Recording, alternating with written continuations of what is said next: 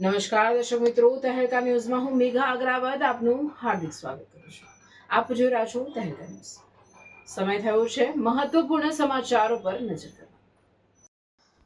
પાણી પુરવઠા વિભાગ ધરમપુરને અગાઉ જે 3 વર્ષ પહેલા વળતર આપવાની વાત કરી ખેડૂતોની જમીનમાંથી પાઇપલાઇન લઈ ગયા હોય તે વળતર આજ દિન સુધી ખેડૂતોને મળ્યું નથી, જે તાત્કાલિક ધોરણે વળતર ચૂકવવા બાબતે ખેડૂતો સાથે રજૂઆત કરવામાં આવી અને જો વળતર ન ચૂકવી શકતા હોય તો તમારી પાઇપલાઇન ખોદીને લઈ જવાની વાત ખેડૂતોએ કરી અને ત્યાં આવેલ અધિકારીઓ દ્વારા વહેલી તકે ખેડૂતોનું નિરાકરણ કરી આપવામાં આવેની વાત કરવામાં આવી. ધરમપુર તાલુકાના નાની ઢોર ડુંગરી અને રાજપુર તલાટ ગામના આશરે 96થી વધારે ખેડૂતોની જમીનમાંથી આપના કચેરીમાંથી અધિકારી દ્વારા ખેડૂતોને વળતર ચૂકવવાના નામે ડોક્યુમેન્ટ રેડી કરાવીને વળતર મળશેની વાત કરી હતી અને ત્યારબાદ ખેડૂતોએ સંમતિ આપી હતી કે અમારા ખેતરોમાંથી પાઇપલાઇન લઈ જાઓ તો વાંધો નહીં, પરંતુ આ વાતને આજે 3 વર્ષથી વધારે સમય થઈ ગયો હોય અને ખેડૂતોએ પોતાનું કામ છોડીને આપે કહેલ ડોક્યુમેન્ટ રેડી કર્યા હતા, પરંતુ આજે 3 વર્ષથી વધારે સમયગાળો થઈ ગયો હોવા છતાં પણ એક પણ ખેડૂતને એક પણ રૂપિયો ચૂકવવામાં આવ્યો નથી.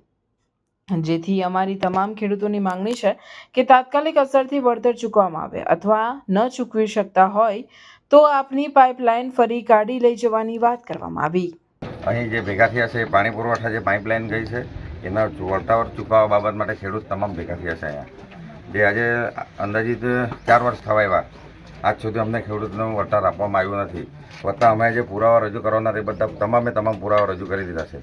આજ સુધી અમને આ ખેડૂતોને ભેગા થવાનું કારણ એ છે કે હજુ સુધી વળતર મળ્યું નથી. એ તાત્કાલિક ધોરણ અંદર પાણી પુરવઠાવાળા વળતર ચૂકવે એ મારી અપેક્ષા રાખવી લગવા છે. આજે અહીં કોણ આવ્યું હતું? આજે અમારે આગેવાન તરીકે અમારા કલ્પેશભાઈ પટેલ આવ્યા છે, અમારા ગામના માજી સરપંચ હાજર હતા, અમારા ચાલુ સરપંચ હતા પ્રફુલભાઈ સરપંચ એ હાજર છે, એમના પાણી પુરવઠા સાહેબ લોકો જે હાજર હતા. કેટલા ખેડૂતો છે? ટોટલ ખેડૂત મિનિમમ 60 થી 65 નહીં 100 ખેડૂત છે. 95 કયા ગામના?